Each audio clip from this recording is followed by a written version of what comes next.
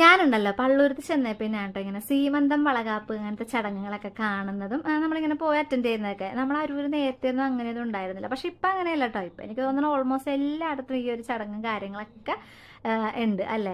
അപ്പോൾ ഇന്നതാ നമ്മുടെ ഒരു ഫ്രണ്ടിൻ്റെ അതുപോലെ ഒരു സീമന്തമായിരുന്നു കേട്ടോ ഇന്ന്.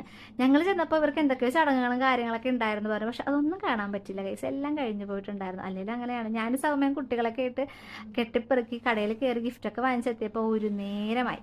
ചെന്നപ്പോൾ അനിലയും നമ്മുടെ നിഖിലയും സുചിത്രയും രേവതിയും എല്ലാവരും ഉണ്ടായിരുന്നു കേട്ടോ. ഇങ്ങനെ സ്റ്റേജൊക്കെ കെട്ടിയിട്ട് ശ്രീലക്ഷ്മിയുടെ സീമന്തം എന്നൊക്കെ എഴുതിയിട്ട് നല്ല ഭംഗിയിലായിരുന്നു കേട്ടോ ഡെക്കറേറ്റ് ചെയ്തിട്ടുണ്ട്. കുഞ്ഞ് സ്റ്റേജ് ആയിരുന്നാലും നല്ല രസമായിരുന്നു കാണാൻ.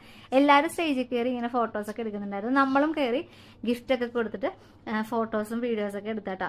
ഇതിലൊരു ഹൈലൈറ്റ് ആയിരുന്നു ഈ ബൊക്കെ. നമ്മുടെ സുചിത്ര നല്ല ക്രിയേറ്റീവ് ആയിട്ട് ചെയ്യുന്ന ഒരാളാണ് കേട്ടോ. ഇങ്ങനെ അവൾക്കൊരു ഇൻസ്റ്റാഗ്രാം പേജൊക്കെ ഉണ്ട് കേട്ടോ, ത്രക്നി എന്ന് പറഞ്ഞിട്ട്. അപ്പോൾ ആളൊരു പിങ്ക് ബ്ലൂ ഷെയ്ഡ് വരുന്ന ഒരു തീമിൽ സ്ക്രഞ്ചീസും ഹെയർ ക്ലിപ്സൊക്കെ വെച്ചിട്ട് ഒരു നല്ല കിടിലം ബൊക്കെയാണ് കേട്ടോ കൊടുത്തത്. ഒത്തിരി ഇഷ്ടമായ നമുക്ക്. പിന്നെ ഇങ്ങനെ എല്ലാവരും ഇങ്ങനെ കണ്ടോ വളയിട്ടിട്ട് ഇങ്ങനെ കുറച്ച് സ്വീറ്റ്സ് ഇങ്ങനെ കൊടുക്കുകയാണ് ചെയ്തത്. അതൊക്കെ ഈ ചടങ്ങിൻ്റെ ഭാഗമായിരിക്കും അല്ലേ.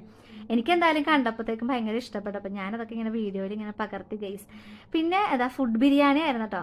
പിന്നെ കുട്ടികൾക്ക് അങ്ങോട്ട് കൊടുത്ത് മാറിക്കഴിഞ്ഞാൽ നമുക്ക് സമാധാനത്തിൽ ബിരിയാണി കഴിക്കാമല്ലോ എന്ന് വെച്ചാൽ ഞാൻ സൗമ്യം കുത്തിക്കയറ്റി എല്ലാ ബിരിയാണിയൊക്കെ കൊടുത്തിട്ടോ. പുറകെ ഞങ്ങളും ബിരിയാണി കഴിച്ചായിരുന്നേ. അത് കഴിഞ്ഞിട്ട് നമ്മുടെ മണിക്കൂട്ടനാണെങ്കിലോ മുടിയൊക്കെ മുട്ടയടിച്ച് നല്ല സുന്ദരനായിട്ട് വന്നിട്ടുണ്ടായിരുന്നേ. ആളുടെ കൂടെ കുറേ നേരം കളിച്ചു. അവൻ എന്തെന്നറിയില്ല, എൻ്റെ ക്യാമറ ആയിട്ട് ചെന്നപ്പോഴത്തേക്ക് ഇഷ്ടപ്പെട്ടു തോന്നുന്നു കേട്ടോ. കുറേ നേരം എൻ്റെ കൂടെ ഇരുന്ന് അതിൻ്റെ ഫ്രണ്ടിലിരുന്ന് കുറേ ആക്ഷനൊക്കെ ഇങ്ങനെ കാണിക്കണേന്നിട്ടാ. അങ്ങനെ ആൾക്ക് ബായ് പറഞ്ഞ് ഞങ്ങളെല്ലാവരും പയ്യെ അവിടെ നിന്ന് പോന്നു ഗൈസ്.